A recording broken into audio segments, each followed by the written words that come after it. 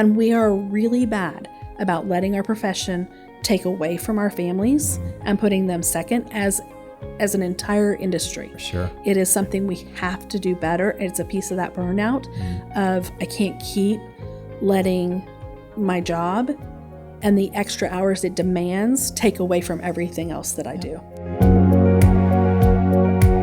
Oh my goodness, I'm so excited about today's episodes. Carmi Scheller has just got a ton of great nuggets of wisdom for us. She sure does. And Carmi's amazing. I mean, she's a 5th grade teacher at Star Elementary School. Not only does she dedicate most of her time to educating our students, she also serves on so many committees. She's on the executive board of the Westada Education Association. She serves on the board of directors for the Idaho Educators Association. She volunteers on state committees, which is how I met her before I was with Westada. So she really knows all there is to know about teaching in the education system. So we're really lucky to have her here. It's very cool. And thank you for joining us. Again, I'm Ken Hyde, joined by Katie Rodenbaugh. That's me. It's great to have you guys here. And to your point, Carmi, it's her 34th year of teaching. Oh, man. She knows a little bit about what this is. So this episode, Dear Parents, a letter from a teacher. We want to just kind of give you an idea of how to help navigate your student, your teachers, and Carmi is a great person to help us navigate that. She is. She covers how to communicate with your child's teacher, how to best partner with them so that you can be supplementing education at home and really helping them grow and develop into those future adults like we talk about on the podcast. And respect and kindness and all those things. You're going to love this episode. Let's get to it. We are here with Carmi Scheller. She's a 5th grade teacher at Star Elementary School. She's one of our rock star teachers on staff here at Westada, and we can't wait to share her and her knowledge with you today. Thank you. Tell us a little bit about your background, Carmi. Okay. I know you've been around for a while, so just give us your background. This is my 11th year in Westada schools. I moved to Star as a teacher. I moved to the state of Idaho 5 years prior to moving to Star Elementary, 11 years ago, like I said, and taught 4th grade for most of those years. Last year moved from 4th to 5th. Over my 34-year career, I've taught almost every grade level. I was a library media specialist for 8 years in Oklahoma, where I did have every grade level and worked with their teachers and all of that. So that's good experience. Yeah. You get all the ages. Yes. All the ages and stages, I should say. It's true. It's true. All right, Carmi. So you, like I mentioned, I said you're a rock star, and that's for many reasons. I mean, I've gotten to meet you prior to this role, working on state level projects and things like that for the State Board of Education. And you kind of seem to have your hands in a lot of things. And we really appreciate that. You go above and beyond. Why don't you share with us a little bit about your associations and your affiliations with WAEA and Idaho Education Association? Absolutely. I actually, when I started teaching my very first year in Oklahoma in Norman Public Schools, the teachers there were like, part of what you do as a professional is join your professional association. And it was just the culture of that district. And then as I moved to different places, and I was very active, I was a building rep and vice president of the association during my years there, and then moved to Idaho and tried to clear my plate some because my plate had gotten very, very full, and I had fairly young children at the time, and I was ready to have the opportunity to have better balance. It happens. We need to dial it back. Sure. Working moms, we have to find that balance. Absolutely. And I've tried to be more selective about the things I say yes to. Part of what drives me is making our world a better place for all of us. I think that the education system is really complex, and many of the things we do are absolutely fantastically wonderful. And then there's some things we do that don't make real good sense and aren't best for kids or educators. And if I can have a part in making that better and making our system work better, then that is really important to me. And my association work has provided that opportunity, mostly through professional development. I'm always very involved in offering professional development opportunities, being involved in those things. And I have found that state work, whether it's reviewing curriculum or working with the evaluation process, gives me good insight into how things work on the bigger picture. So when I'm working to either create something to help teachers improve their practice, or working with a process like Master Educator Premium that came and went, but being able to help people understand that and understand what maybe needed to happen around that, that big picture understanding really helps. So a lot of my involvement is to be at the table where decisions are made and to do what I can to understand and know and improve if I can. That's amazing. Yeah. I mean, you don't know what you don't know, right? And so the more you can be out there, and then you're a valuable asset to not only your building, but to our whole school-wide community. So we appreciate you. Thank you for doing that. Well, I just can't imagine all that you've seen over the course of 34 years. This is probably an impossible question, but best and worst day as a teacher. I've given that some thought. And I think that there is a best and worst day that happens every year. Oh. It's the last day of school. The last day of school is the best and worst day because you've had whatever time. I've had the opportunity to work with groups of kids that I've taught 2 years in a row. Sure. I taught multi-age several years, and then when I moved up last year, and especially that year, it's very clear. But every year you get to the end of this growth cycle where you've made the relationships, established them, have seen where students need your support and where they can thrive with encouragement to extend beyond. And you've gotten to know all of that, and you've seen them have this growth, and you've celebrated the growth. Sure. And you're at the end of that year, and you have to say goodbye. Let them go. And it's one of the hardest days. And the day after is usually a crash. And it's the best day because you're seeing all that, like, this is where we've gotten to, and these young people that came in either with whether it was a lack of confidence or struggle in an area, they've had growth. You've seen that growth, and you want to, and celebrating that is the best. But letting them go and having to know that the student that you've been every day, like all day, every day, invested, engaged in a relationship with the give and take and the conversation and facilitating all of that you may not see again. And that's got to be especially hard. Fourth grade, at least you had them to see them in fifth grade at Star Elementary, but now they're off to Star Middle or Eagle Middle or wherever they're going, and you don't see them. And the wonderful thing that happens that brings some of them back is they have younger siblings. So they'll come by, and it's always it's kind of like an advertisement when it happens because it's usually at back to school events. And as new parents and new students are there very, very nervous about this start to a new year, they see students come in that hug me and are excited. And it's kind of like an advanced screening. And I've had several parents that are just, you can see them physically go, oh, okay, it's going to be okay. That is a great perspective I had never considered, but that's so true. That is, as a parent in Westada, my kids have been here, our entire career of education, and same thing. Like you walk into that meet and greet or back to school night, and you're like, oh, okay. You can tell the kids run up, hugs, they're happy to and you're see like, you. Okay, it's true. Carmi, you do a lot of work with your colleagues in professional learning communities. You're teaching all day, so you have a lot of contact with our students and their families. Is there some tidbits or takeaways that you really wish parents could know, maybe from a teacher's perspective or just some considerations, things like that, because this podcast is for our parents and how we connect with our teachers in the district. We're such a big pull of like from preschool to our 18 to 21-year-old programs. We meet so many needs, and I'm sure everyone's answer to this would be a little different. But I think one of the things that's been a common realization for me working with my colleagues is that the majority of teachers chose this profession. It wasn't something they defaulted to or fell into accidentally. It was an intentional choice.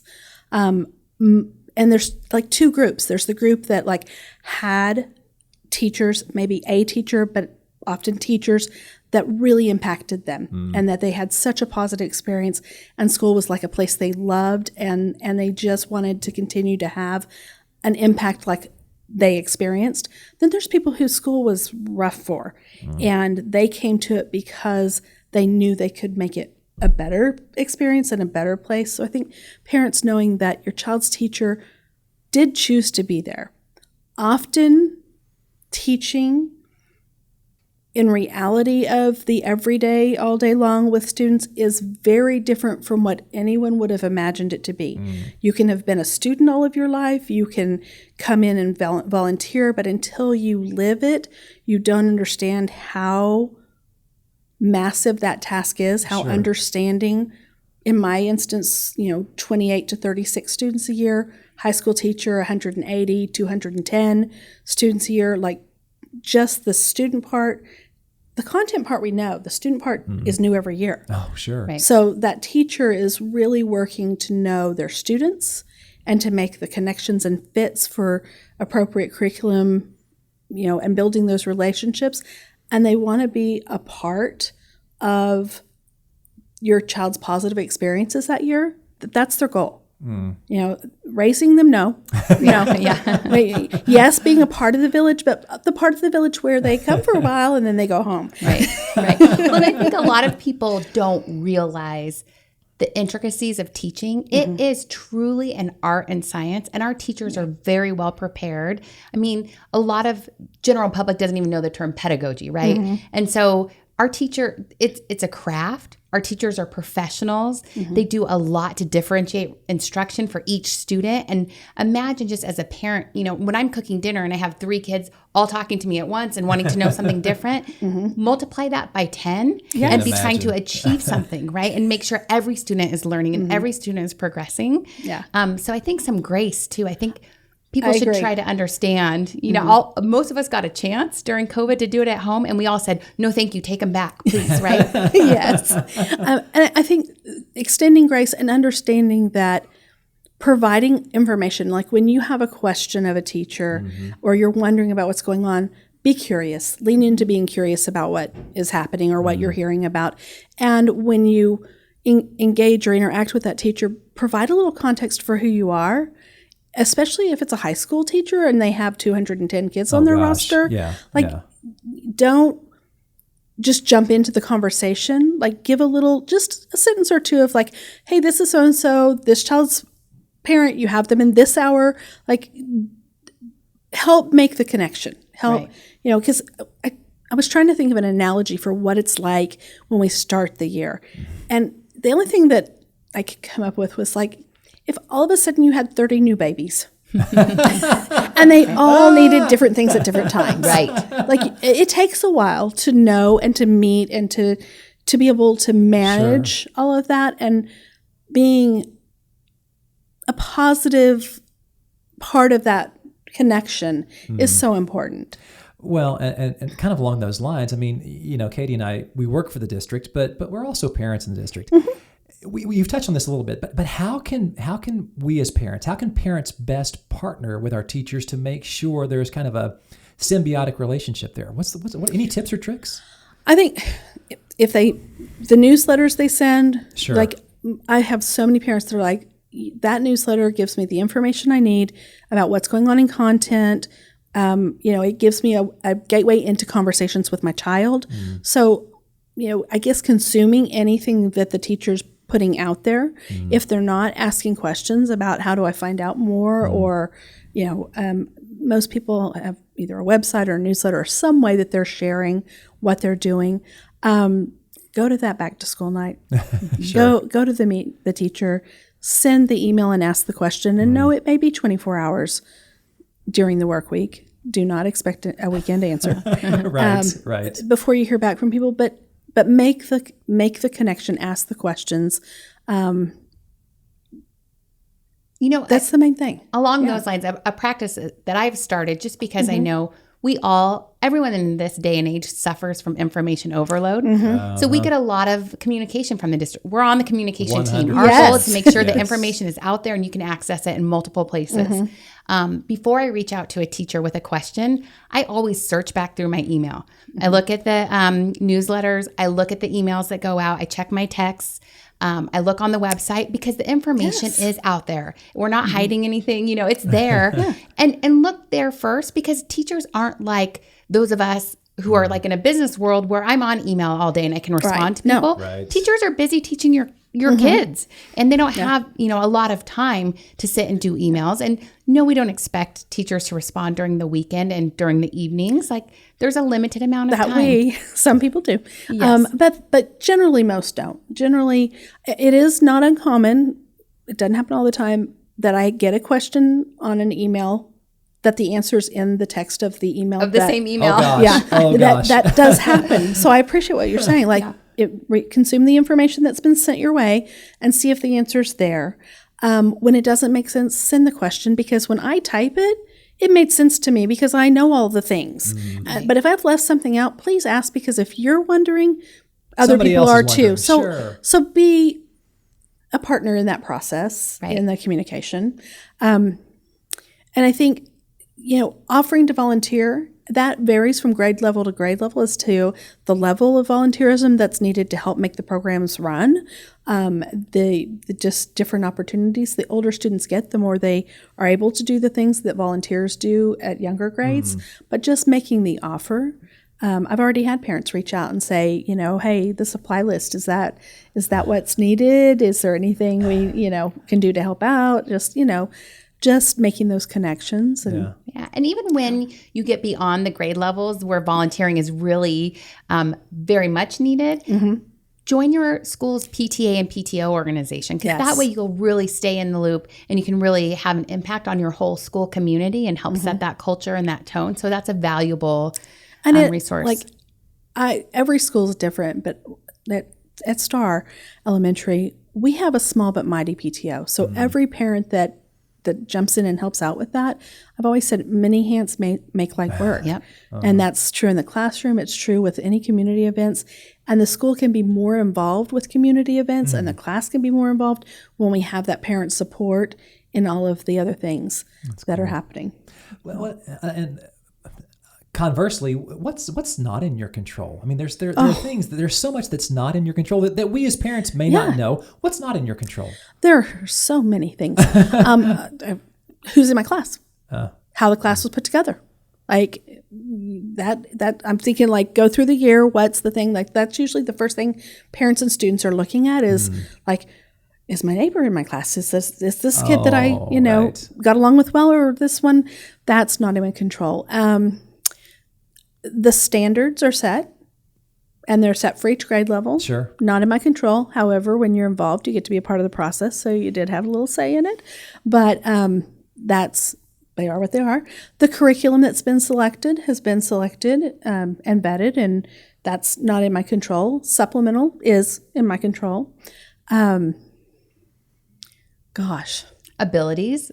You have a classroom full of students with varying abilities and learning one of the styles. things that people are always surprised when I say it, 34 years of teaching, the more you move up the grade level continuum, the wider the gap becomes from your student with the most struggles to your student that is not struggling and exceeding beyond your standards at your grade level.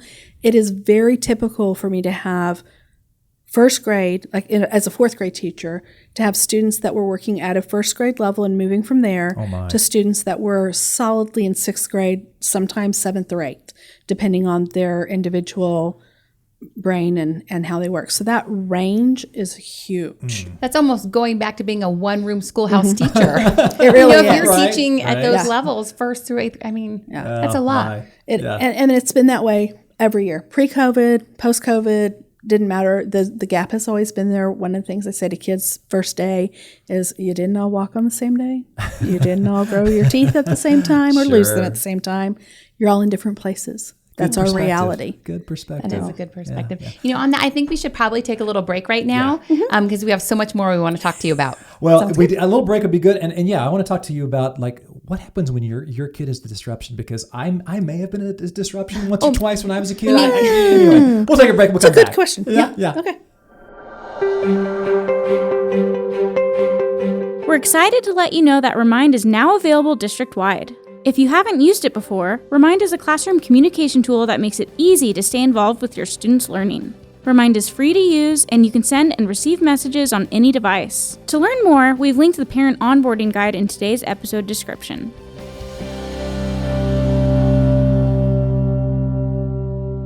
So Ken mentioned being the distraction in class. I was the kid that was Katie is a pleasure to have in class, but she talks too much, right? Oh, yeah. So here, yeah. surprised you have two people in communication who talk too much or were a distraction in class. It Weird. happens. It happens, yeah. It's a commonality throughout education. Right?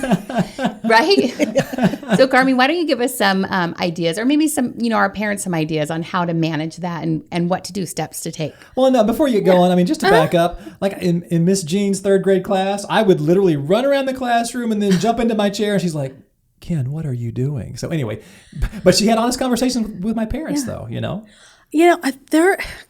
so complex because classrooms have changed.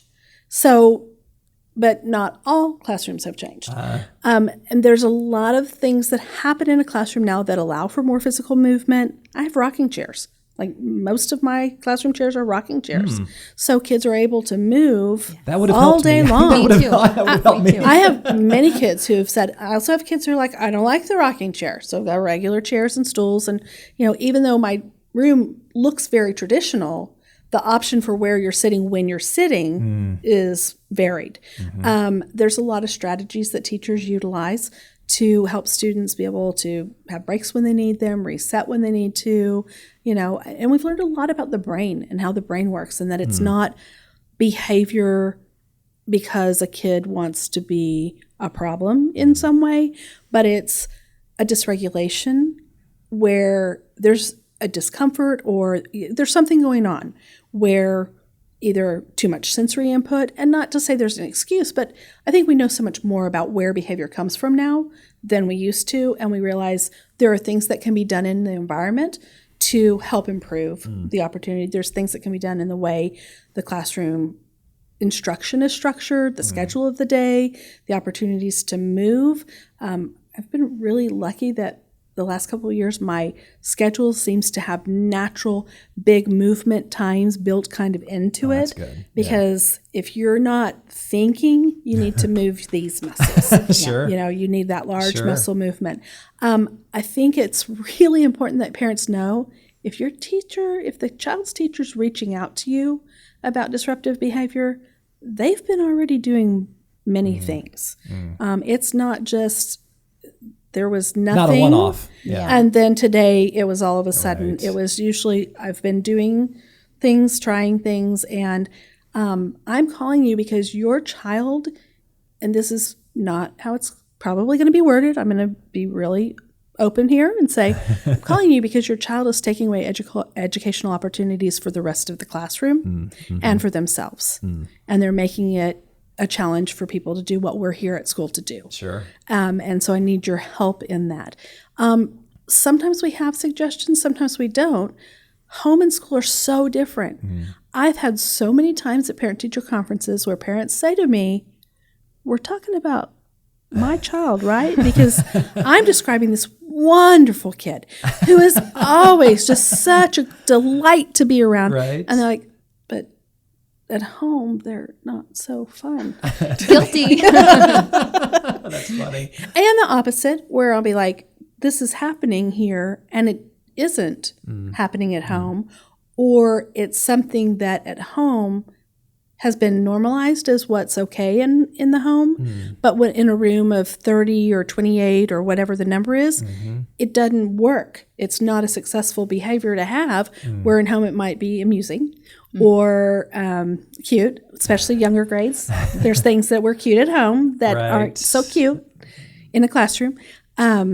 And just being open about and open to that this teacher is not contacting you because they don't like your child. Of course. There's a specific behavior that is getting in the way of learning. Sure. And, it is challenging. It is definitely an art to run a classroom with any number of students. It doesn't matter. If you have a small program, it's usually students with more need. All right. So... Yeah.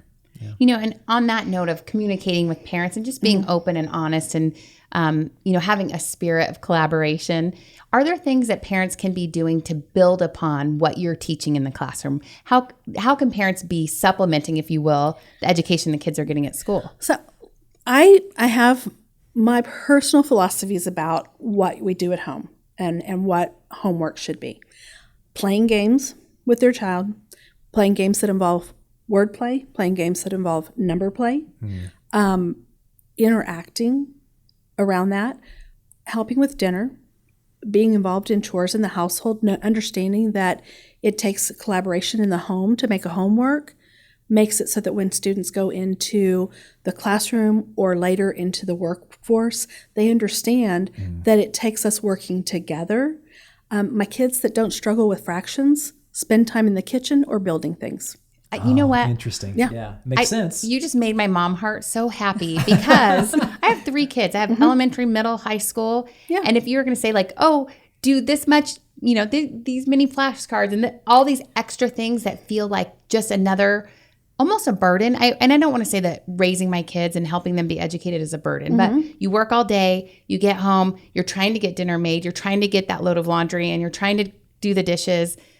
If you can just involve your kids in what you already have to do and it's teaching them those skills that they need to learn and be successful in life.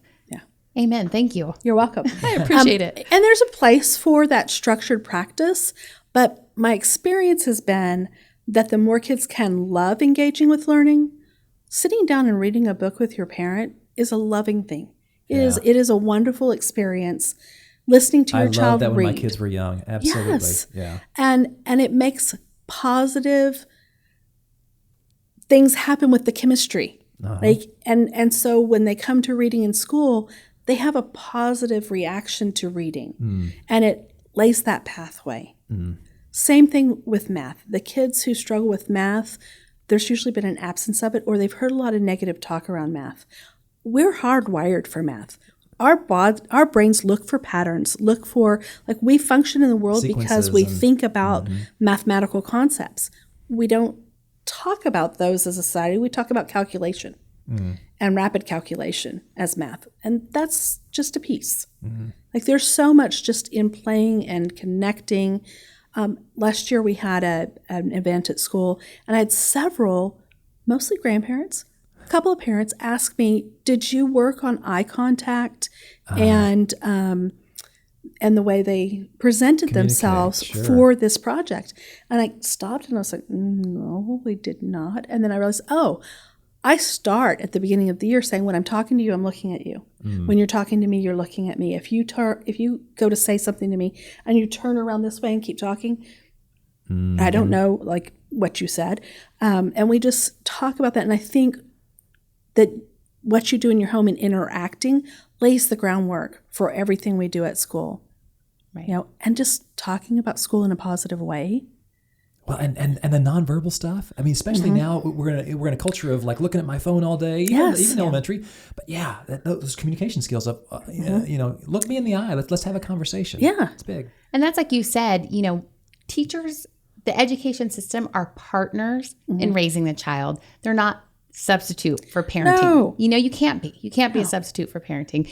One of my boys' teachers had a great saying. She'd say, I have mom-like qualities. I am not your mom. So you need to be able to do these things for yourself. Yeah. You know? And I've always looked at it both as a parent and a teacher, like, we are raising future adults.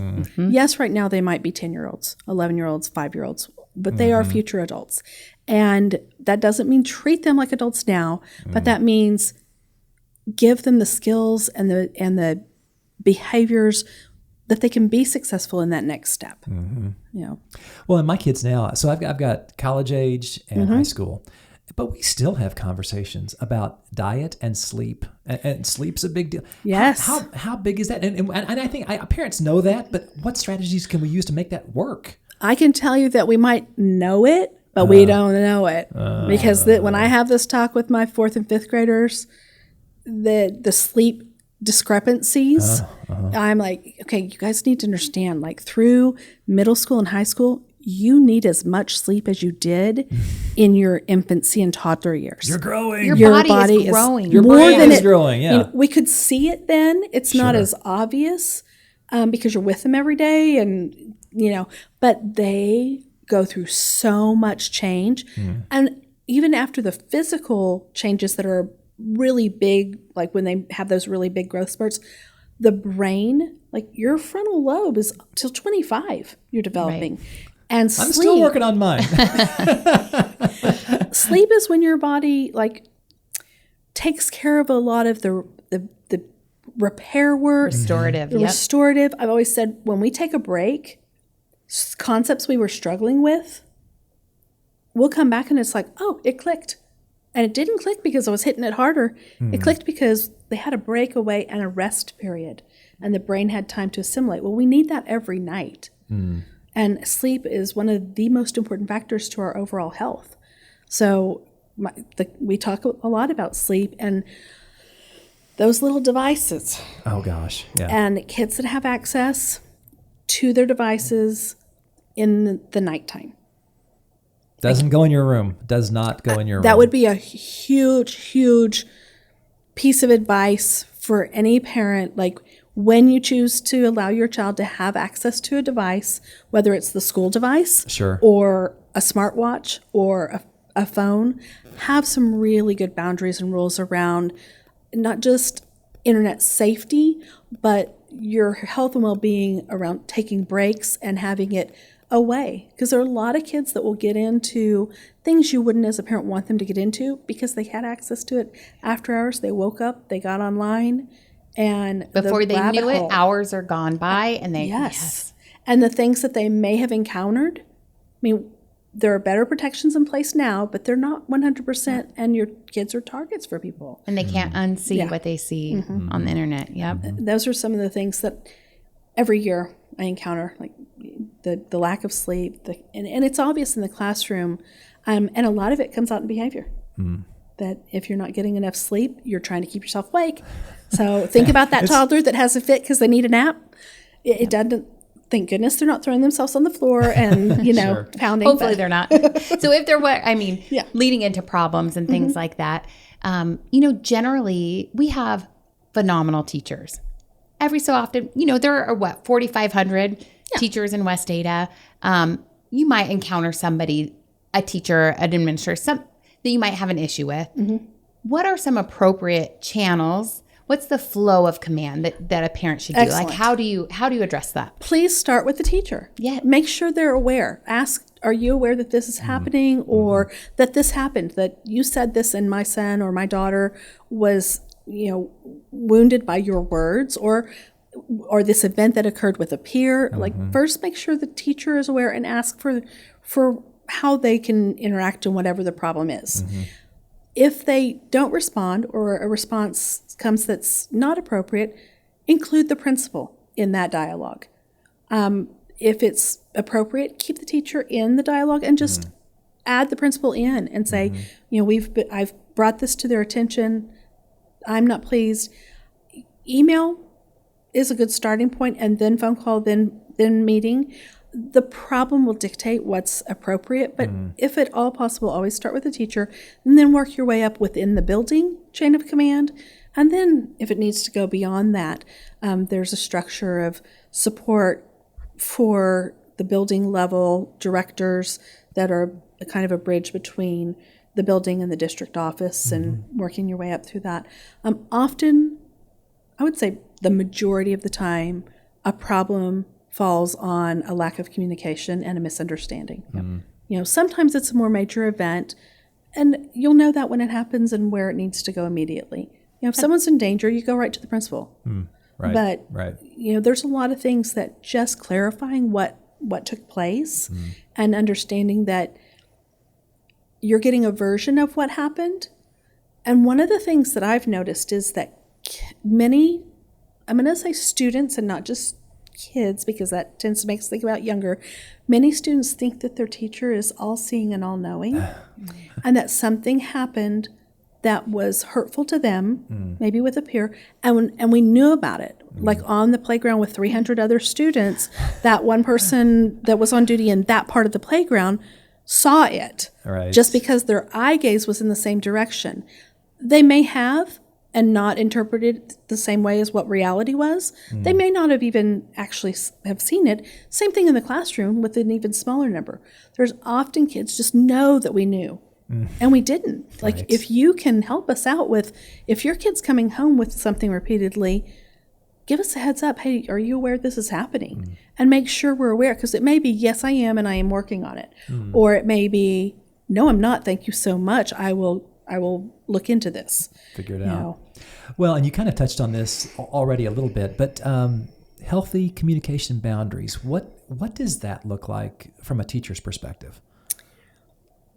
Well, for an example, I need a little bit more context. Yeah. Go ahead. No, Katie. I was just going to say an example I was thinking of along that same line is, we want to empower our kids to be future adults. And so often, I know you said communicate with the teacher, but what we do in our house is we ask our sons to talk to their teacher. Yes. Go back and clarify with your teacher first. See if you could handle this. Right. And then something else we say before, if they say it's beyond, I've tried, I need your help. Before we step in and seek clarifying information from our teachers, we tell our sons, you better be telling us the best of your ability and the truth. Sure. Because we do not want to go in to our teachers asking about something that maybe you haven't really told the truth on. So now is the time to let us know and then be in less trouble than us find out that really you had a bigger role in this and you weren't being truthful. Thank you. I think I jumped into assuming that step had already happened in what I was saying. So Right. yes, Right. I think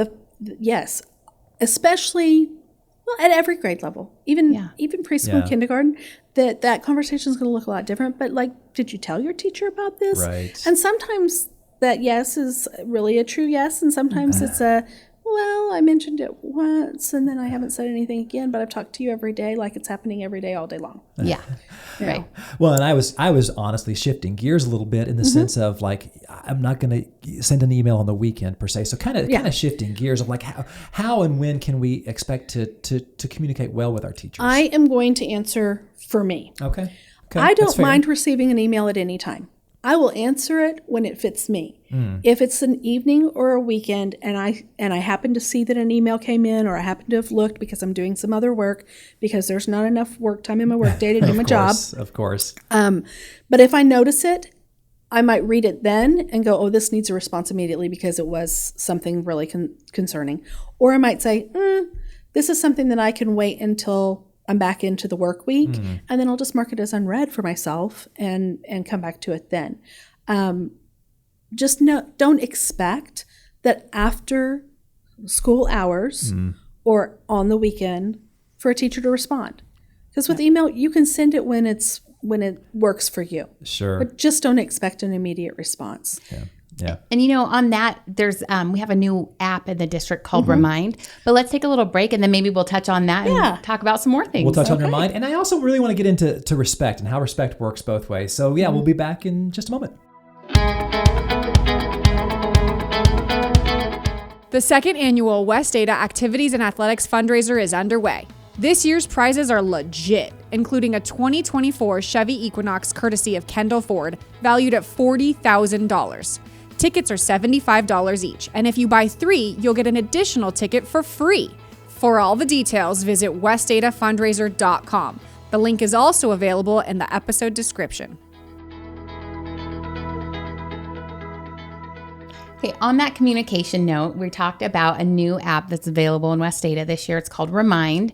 It's just another way, a more effective, maybe efficient way for parents and teachers and administrators to communicate.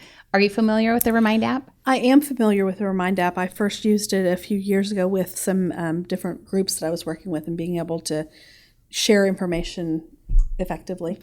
I haven't used it with students and in the platform that we're moving into, but I am excited about the opportunities, just looking at the intro information about how to use it. I like that it gives the teacher the ability to communicate where they are without having to utilize their personal information. Yes. Yeah. So I prefer getting text messages because it comes to me immediately. Email in my mind is I see it pop up and then I'm like, maybe I'll go back to it. But text feels more immediate. So the Remind app allows teachers and administrators to essentially send a text to all parents in the classroom, or just students in reading group A, or just an individual student. And it comes through via text, and there's district phone number. So it protects our teacher and administrators' privacy, but it still is a text that comes to their phone. So we don't need to jump all into it, but the information for Remind is out there on all of our newsletters and on our website and all that stuff. So parents definitely add that app and utilize it because it's a great resource for connecting. I agree. And I think text, it's so brief. What I found is email, more people read them now than a few years ago. It used to be that I could send an email and have like a question people needed to respond to, and I could tell you the 3 people that I knew were going to respond. Right. And now I've noticed that the majority of people, if you keep them brief, do read through and have good response rate. But I think text is even better. Like, I have many parents that are like, I don't read the newsletter every week, but I know that I have it and I can refer to it if there's something I'm wondering about. That's So I think the 100% text how I does am. I that know too. it's there. When I Yeah. need the information, I go look for it. I don't always have time to read it in real time. Yeah. So along the lines of communicating, respect is something that's huge. We're struggling. Our world is hard these days. People have kind of gone away from civil discourse and speaking politely and kindly and respectfully to others. Do you have some advice on respect going both ways, how parents and teachers can communicate? Yes, and I think that piece of grace that we mentioned a little earlier, like understanding that when you are having an interaction where maybe it doesn't feel as respectful as it should, that maybe that's that moment in time and not always that person for both sides. That, often when a parent has come in, they're upset about something, not always, but sometimes that's the case, and you're not seeing the calm, collected version of them. And especially if something's gone on with their child. Like, I totally understand being having Mama some bear, emotional Papa bear, yeah. response to your child. I think that there's a lot of things that came out of the 7 habits for highly effective people. And there's lots of versions of that, but assuming positive intentions, that people want the best, and that maybe in this instance we're not like having the best interaction about it, but that both people want the best and want to have a good interaction and a good outcome. Sure. And when that's not the case, and knowing that you have, like, the teacher has that content knowledge, but you're the expert in your child. Right. And sharing your expertise with me about your child benefits me as their teacher. Sure. And respecting that I'm sharing my expertise about your child and how they present when they're with me is also, like, respecting that we have different perspectives on this human that we get to share right now, and we can benefit each other, and just go into it wanting to have that positive interaction. I think if more people could focus on trying to make things better instead of what is the problem and let's dissect the problem 40,000 ways, but like, okay, we have this problem. What are we going to do to make things better for everyone, especially for this child and for this student? Because our relationship as parent and teacher is important, but my relationship with your child and your relationship with your child way outweigh our relationship with each other. 100%, absolutely. Well, and I don't even know how to phrase this. I don't want to be like, woe is me, but teacher burnout is a thing. I mean, it absolutely is a thing. And I hear what you're saying. I mean, kindness is important, and we all have our moments. But can you address that teacher burnout? It's a thing. Oh, it absolutely is a thing, and it's a thing when the job seems overwhelming, when there's not positive feedback from everyone involved. Like, if you are trudging into a challenging job that's overwhelming and you're getting only negatives, burnout rate's going to skyrocket.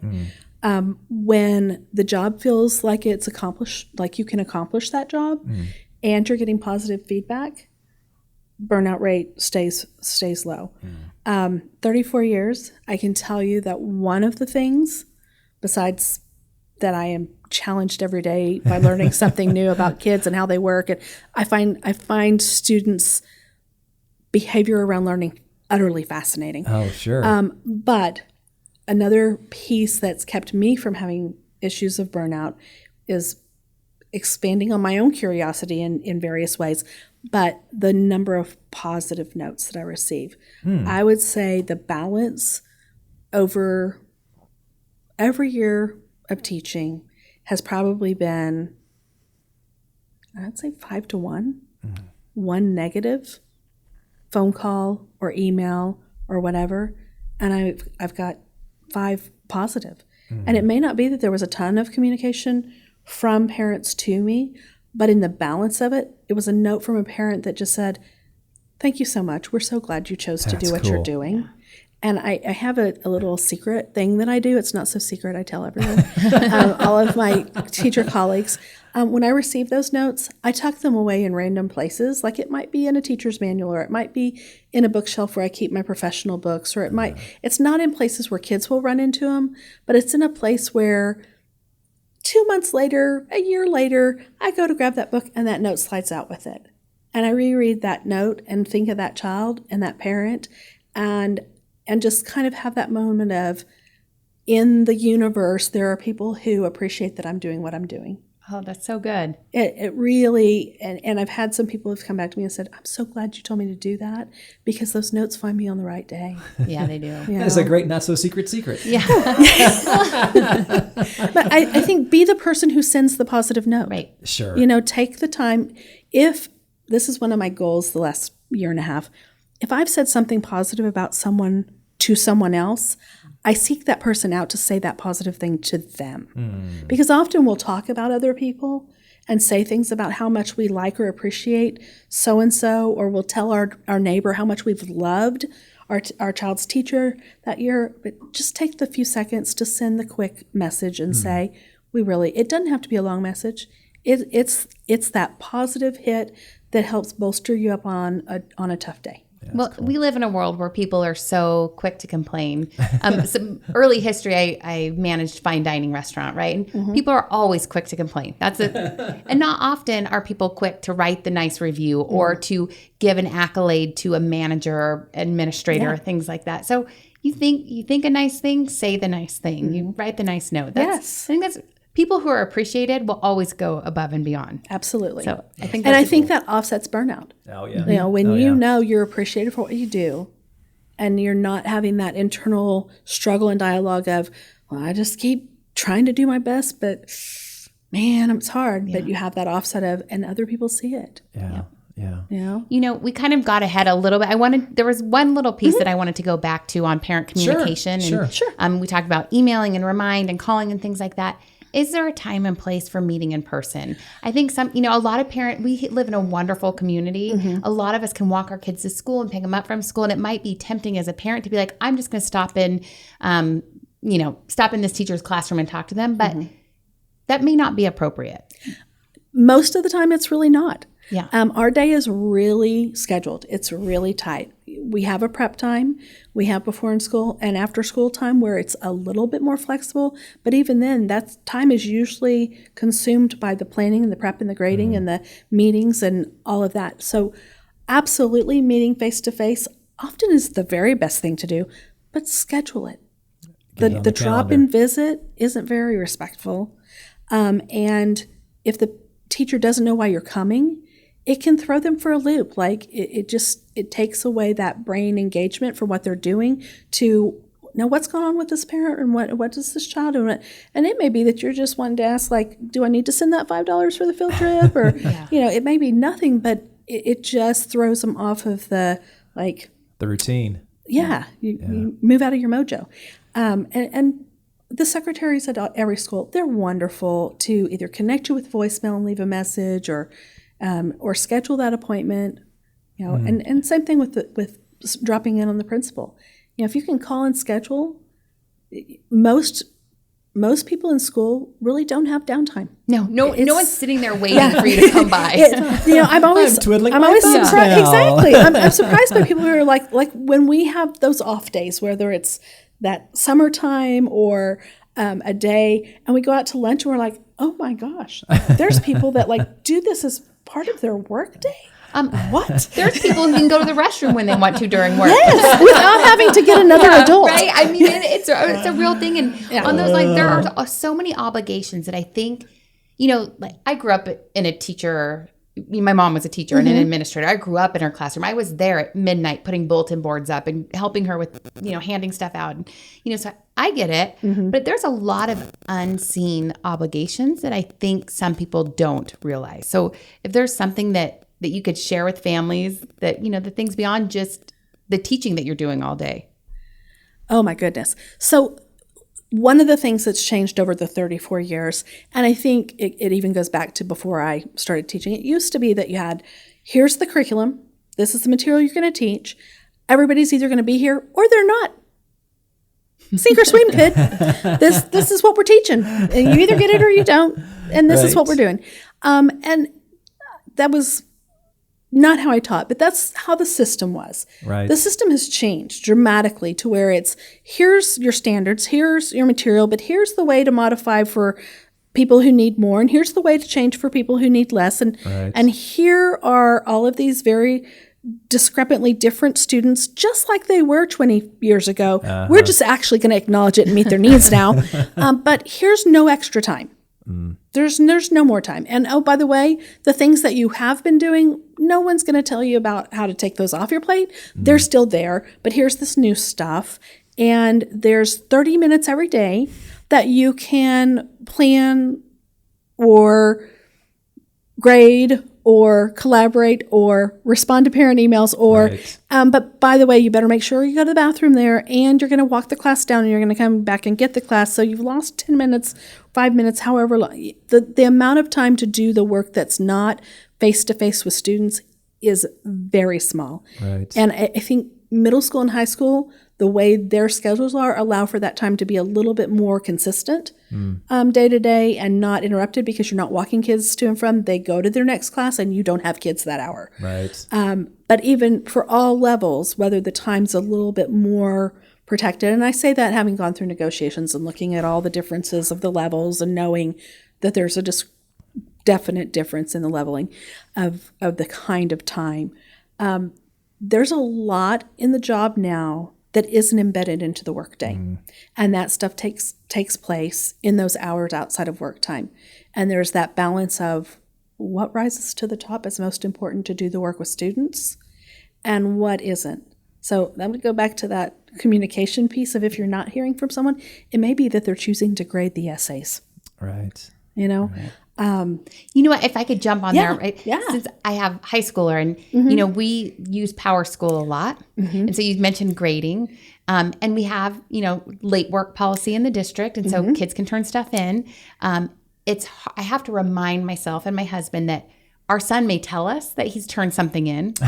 Probably it's late, right? Knowing him, probably it's late. He turned it in. We can't expect that teachers are robots and can automatically get that graded and uploaded. Yeah. So having some grace on the real time, you know, I remind ourselves all the time and my friends that when we were kids, our parents knew about our grades at maybe the quarter and at the semester, where we can, any given day, we can look up on Power School and see where things are, or if they're entered or not. So maybe having some grace and reminding ourselves as parents that teachers are humans. They have a lot on their plate. And they're not robots who can automatically get that graded and uploaded. Yes. So that your kid's off restriction. Exactly. And that logical, natural consequence of restriction that occurred sometimes needs to be involved in the pain of, hey, you don't get to control other people. Right. Like, that teacher's not going to work on your timeline because this isn't their problem. You know, and all of that plays out differently. The work that was going on as late work occurred for the handful or however many students it is, and I know it's a big deal at secondary, there are a lot of kids that push that envelope of how long far out. They've continued to teach new lessons with new assignments to grade with new. So it's not like the late work pile is taking priority. Right.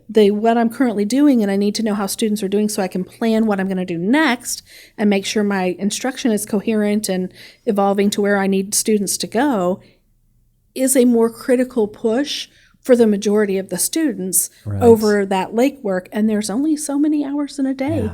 And teachers need to take care of their families. They need to have boundaries where this is my work time. That's healthy. And this is my family time.